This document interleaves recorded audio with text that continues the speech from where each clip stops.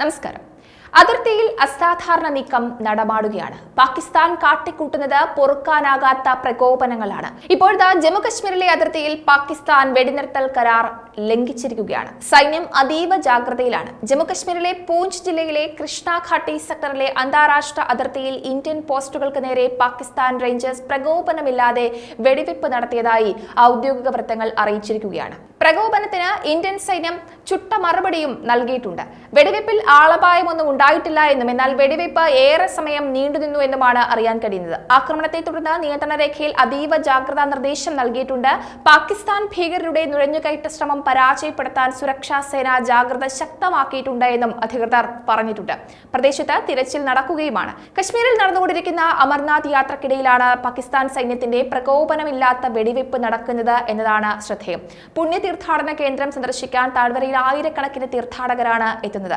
June 9-നും 12-നും ഇടയിൽ റിയാസി, കത്വ, ദോഡ ജില്ലകളിൽ നടന്ന 4 ഭീകരാക്രമണങ്ങളിൽ ജമ്മു മേഖല അക്ഷരാർത്ഥത്തിൽ നടുങ്ങിയിരുന്നു. 7 തീർത്ഥാടകരും ഒരു CRPF ജവാനും ഉൾപ്പെടെ 10 പേർ കൊല്ലപ്പെട്ടിരുന്നു. ഈ ആഴ്ച ആദ്യം ജമ്മുകശ്മീരിലെ ദോഡ ജില്ലയിലെ വനമേഖലയിൽ 6 മണിക്കൂറിലധികം നീണ്ടുനിന്ന ഏറ്റുമുട്ടലിൽ പാകിസ്ഥാൻ ആസ്ഥാനമായുള്ള ജെയ്ഷെ മുഹമ്മദ് സംഘടനയുമായി ബന്ധമുള്ള 3 ഭീകരർ കൊല്ലപ്പെട്ടിരുന്നു. കനത്ത വെടിവെപ്പും സ്ഫോടനങ്ങളും ഗ്രാമത്തെ നടുക്കിയിരിക്കുകയാണ്.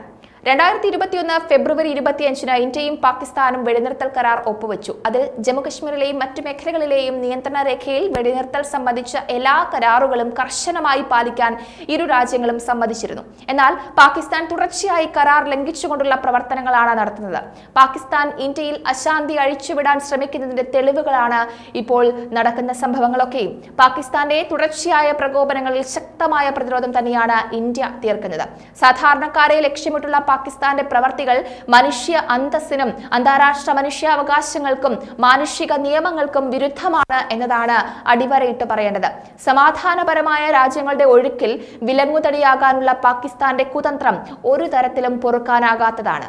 വെടിനിർത്തൽ ധാരണയെ മാനിക്കാനും നിയന്ത്രണ രേഖയിൽ സമാധാനം നിലനിർത്താനും പാകിസ്ഥാൻ ഇനിയും ശ്രമിച്ചില്ല എങ്കിൽ കാര്യങ്ങൾ കടുക്കും എന്നത് ഉറപ്പാണ്. അതിനിടെ ഭീകരതയെ നേരിടാൻ ജമ്മുകശ്മീർ പോലീസ് ഇസ്രായേലിൽ നിന്നും ജർമ്മനിയിൽ നിന്നും കൂടുതൽ അത്യാധുനിക ആയുധങ്ങൾ വാങ്ങുന്നു എന്ന വാർത്തയും പുറത്തുവരുന്നുണ്ട്. ഭീകരതയ്ക്കെതിരായ പോരാട്ടത്തിൽ സുസജ്ജമായിരിക്കേണ്ടതിന്റെ പ്രാധാന്യം പോലീസ് സേന തിരിച്ചറിയുന്നുവെന്നും ഇസ്രായേലിൽ നിന്നും ജർമ്മനിയിൽ നിന്നും ഏറ്റവും പുതിയ ആയുധങ്ങൾ വാങ്ങുന്നതിലൂടെ ആയുധങ്ങൾ വർദ്ധിപ്പിക്കുവാനും കഴിവുകൾ വർദ്ധിപ്പിക്കാനുമാണ് അധികൃതർ ലക്ഷ്യമിടുന്നത്. ഭീകരതയ്ക്കെതിരെയുള്ള വൈദഗ്ധ്യത്തിന് പേരുകേട്ട ഇസ്രായേൽ തീവ്രവാദത്തെ ചെറുക്കുന്നതിന് പ്രത്യേക യൂണിറ്റുകൾ വികസിപ്പിച്ചെടുത്തിട്ടുണ്ട്. അത്തരത്തിലുള്ള ഒരു യൂണിറ്റാണ് ഇസ്രായേലിന്റെ ദേശീയ തീവ്രവാദ വിരുദ്ധ യൂണിറ്റായ യമാം. ഇത് ബന്ദിരക്ഷാ പ്രവർത്തനങ്ങൾക്കും സിവിലിയൻ പ്രദേശങ്ങളിലെ തീവ്രവാദ ലക്ഷ്യങ്ങൾക്കെതിരായ ആക്രമണാത്മക റെയ്ഡുകൾക്കും കഴിവുള്ളതാണ്. യമത്തിന് നിരവധി ബഹുമതികളും ലഭിച്ചിട്ടുണ്ട്. ലോകത്തിലെ ഏറ്റവും ഭയാനകമായ തീവ്രവാദ വിരുദ്ധ യൂണിറ്റുകളിലൊന്നായി ഇത് കണക്കാക്കപ്പെടുന്നുമുണ്ട്.